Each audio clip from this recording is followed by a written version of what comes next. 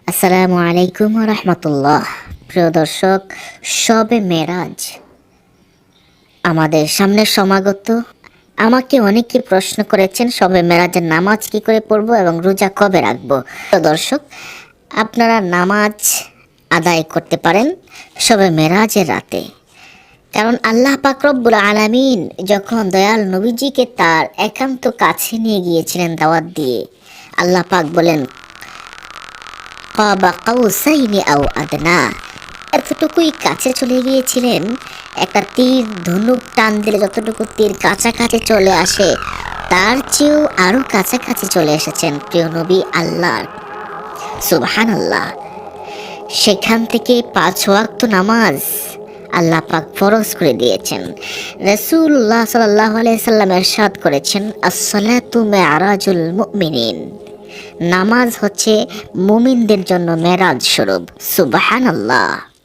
প্রিয় দর্শক, আল্লাহকে কাছাকাছি যাওয়ার জন্য, আল্লাহকে পাওয়ার জন্য নামাজই হচ্ছে উত্তম পথ।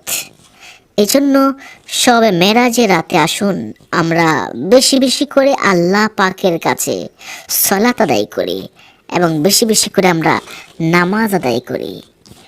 নামাজের নিয়ম হচ্ছে আপনি 2 রাকাত করে আপনি নামাজ আদায় করবেন। আপনি নিয়ত করে নিতে পারেন, যারা আরবিতে পারেন আরবিতে করে নেবেন, যারা বাংলাতে পারেন বাংলাতে করে নেবেন। আমি সালাতুল মেরাজের, শবে মেরাজের নামাজ বা লাইলাতুল মেরাজের নামাজ 2 রাকাত নামাজ আদায় করছি আল্লাহু আকবার বলে। প্রিয় দর্শক, অতঃপর আপনি সূরা ফাতিহার সাথে যে কোনো একটি সূরা আপনি মিলিয়ে নেবেন, এভাবে 2 রাকাত শেষ করবেন। তবে উত্তম হচ্ছে সূরাতুল ইখলাস প্রত্যেক রাকাতেই পড়া, 1 বার 2 বার 3 বার যে কয়বারই পড়েন। 2 রাকাত নামাজ পড়ে আল্লাহর দরবারে কান্নাকাটি করবেন। এভাবে 12টি রাকাত পড়া হচ্ছে উত্তম এই রাতে।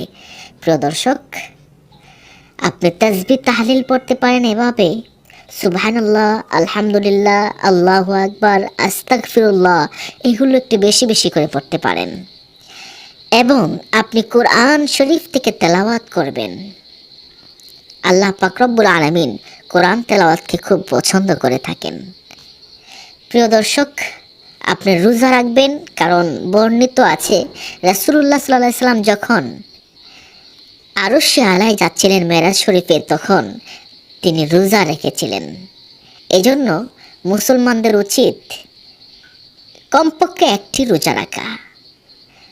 উত্তম হচ্ছে 2টি রোজা রাখা। আপনি 26 রজব অথবা 27 রজব 2টা রোজা রাখতে পারেন, অথবা 27 রজব 28 রজব, এই 2টি রোজা আপনি রাখতে পারেন।